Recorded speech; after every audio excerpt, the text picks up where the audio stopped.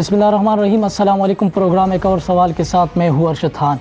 नाजरीन, बात अगर हैरेसमेंट की जाए तो एक रिपोर्ट के मुताबिक पाकिस्तान में 10% इजाफा हुआ है। ये कहानी सच्ची है या झूठी, लेकिन जब एक औरत बाज़ार में ज़रूरी अशिया खरीदनी जाती है तो वहाँ से ज़लील होकर वापस आती है। ये कहानी सच्ची है या झूठी, जब एक औरत या एक लड़की तालीमी इदारे में पढ़ती है और वो तालीमी इदारे में जाना छोड़ देती है क्योंकि हरासमेंट की वजह से। नाज़रीन, तकरीबन 71 साल हो गए पाकिस्तान के, और पाकिस्तान एक इस्लामी मुल्क है और इसमें मुख्तलिफ जो वजूहात है, मुख्तलिफ केसेस चल रहे हैं, मुख्तलिफ इशूज़ है, लेकिन इनमें से एक मसला है वमेन हैरेसमेंट की।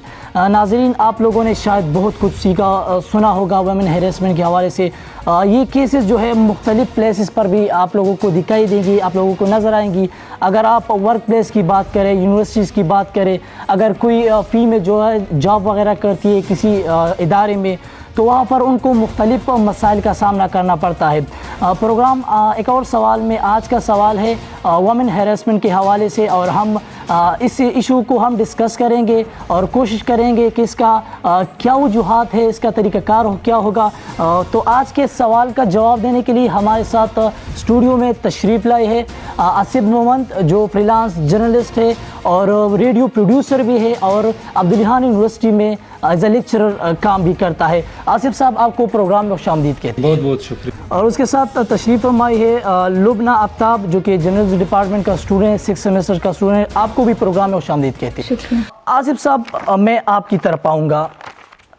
पाकिस्तानी कानून के मुताबिक, जो पाकिस्तान का कानून है, इसके मुताबिक हम वमेन हैरेसमेंट को किस तरह डिफाइन कर सकते हैं, या वमेन हैरेसमेंट किस चीज़ के ज़ुमरे में आता है? असल में बहुत बहुत शुक्रिया सबसे पहले बुलाने का।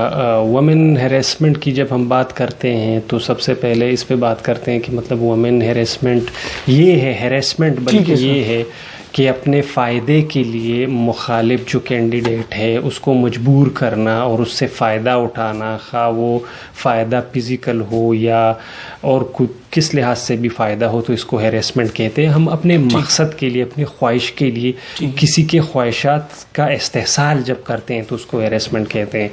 जहाँ तक पाकिस्तान में क़ानून की बात है तो पाकिस्तान में पहले भी क़ानून मौजूद थे और अब भी मौजूद हैं। 2010 जो हैरेसमेंट एक्ट है पाकिस्तान में, जो KP में इम्प्लीमेंटेड है। सर, अगर हम 2010 की एक्ट की बात करें तो आपके ख्याल में इस एक्ट को की कितनी इम्प्लीमेंटेशन है और पाकिस्तान में अगर नहीं है तो उसकी क्या वजूहत है? बुनियादी सवाल यही है कि एक्ट और कवानीन तो मौजूद है, बहुत सालों से मौजूद है, लेकिन इम्प्लीमेंटेशन नहीं है। हर हद पे इम्प्लीमेंटेशन नहीं है। अगर इम्प्लीमेंटेशन होती तो इस तरह के केसेस हमारे सामने नहीं आते। हम रोज़ देखते हैं कि वमेन हैरेसमेंट बल्कि एक न सिर्फ एक इशू है, हर जगह होती हैं, घर में होती हैं, हमारे इर्द गिर्द होते हैं, यूनिवर्सिटीज़ में होते हैं, वर्क प्लेसेस पे होते हैं।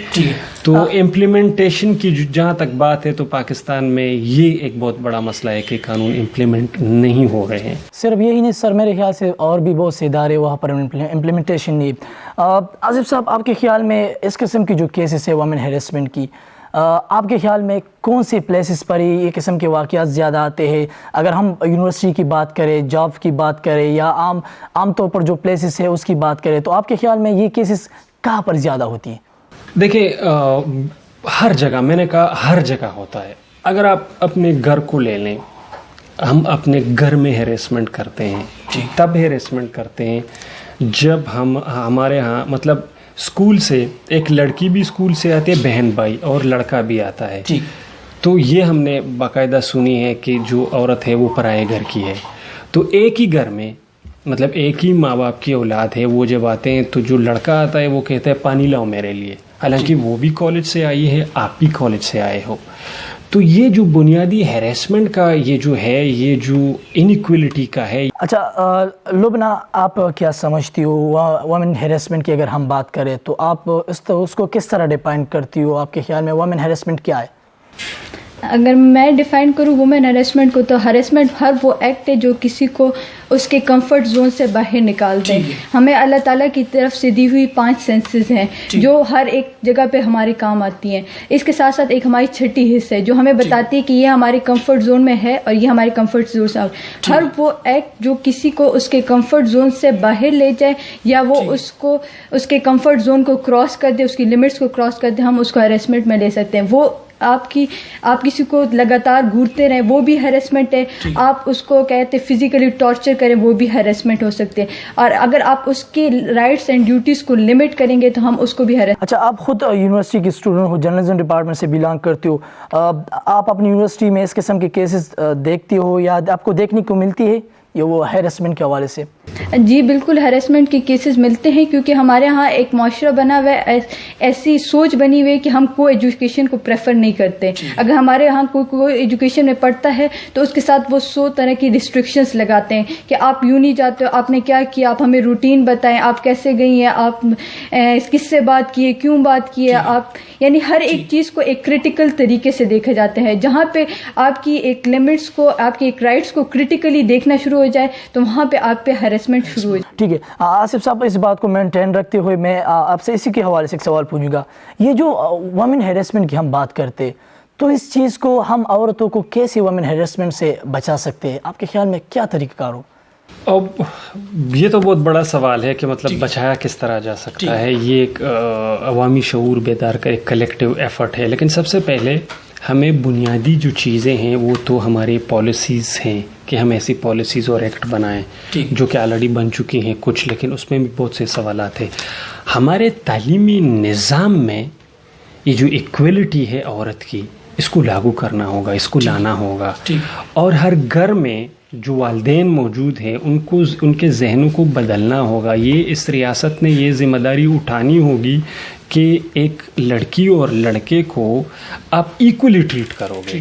جب یہ بات ایکویلٹی کی طرف آتا ہے، ایگزیکٹلی، تو جب تک یہ ایکول نہیں ہوں گے تب تک یہ ہیرسمنٹ جاری رہے گی. اور یہ ہمارے معاشروں میں مطلب ابھی تک وہ روایات موجود ہے، جس طرح میں نے کہا کہ یہ پرائے گھر کی ہے، مطلب وہ کانفیڈنٹ ہم ان کو دیتے ہی نہیں ہیں. اس کیسز جو یہ اس قسم کے جو کیسز آتے ہیں، ٹھیک ہے، وومن ہیرسمنٹ کی ہم نے بات کی، لیکن ایک عورت کے ساتھ ایک ایسا واقعہ پیش آتا ہے ہیرسمنٹ کے حوالے سے، تو اس کے کمپلین کا کیا طریقہ کار ہوتا ہے اور اس کو کمپلین کہاں پر کرنا پڑتا ہے؟ Exactly that is the question. Act کے مطابق مطلب سیلز باقاعدہ بنے ہوئے ہیں، ایسے این جی اوز ہیں. اب ساحل ایک این جی او ہے جو بچوں کے حوالے سے اس طرح کے کمپلینٹ ریکارڈ کرتے ہیں.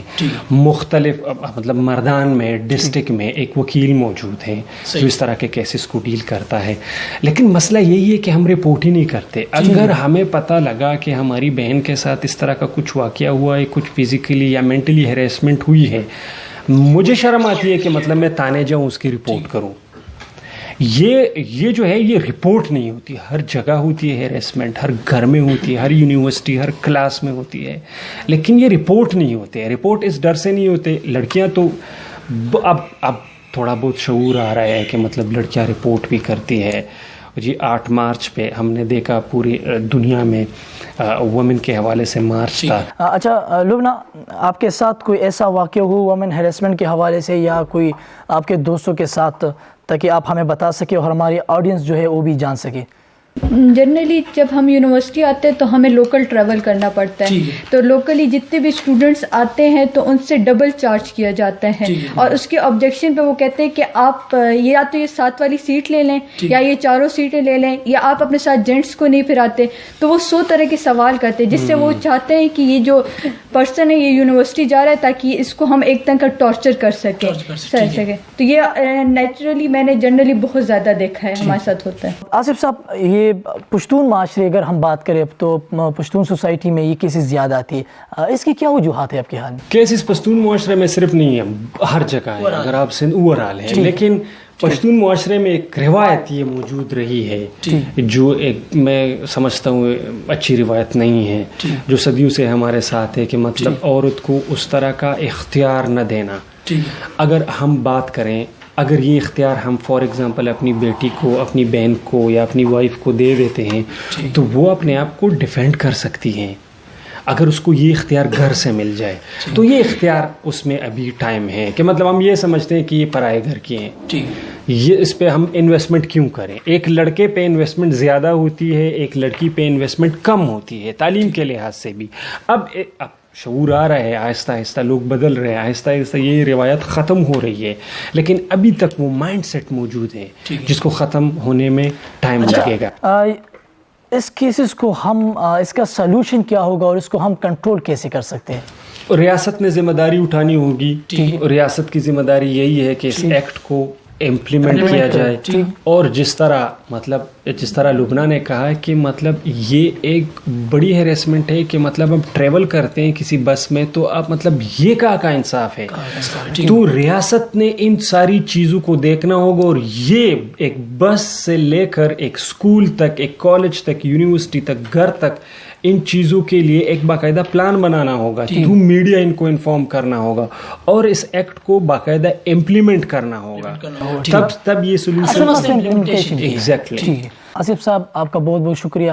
آمنہ آپ کا بھی شکریہ. لبنہ اور ناظرین، یہ آج کا ہمارا پروگرام تھا وومن ہیریسمنٹ. آج کا سوال تھا وومن ہیریسمنٹ کے حوالے سے، اور اس سوال کا جواب دینے کے لیے ہمارے ساتھ اسٹوڈیو میں تشریف لائی تھی آصف مومن اینڈ اس کے ساتھ ہی لبنہ آفتاب. ناظرین، اس قسم کے کیسز آپ کو روزانہ آپ دیکھ سکتے ہیں، آپ کو سامنا کرنا پڑے گا.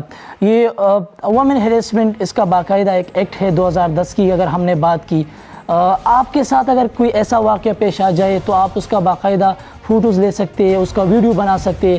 اس کے پنشمنٹ کی اگر ہم بات کریں تو تقریباً 3 سال کی سزا ہے اور 10 لاکھ کا جرمانہ ہے، یا بعض کیسز میں یہ دونوں بھی لاگو ہو سکتی ہے.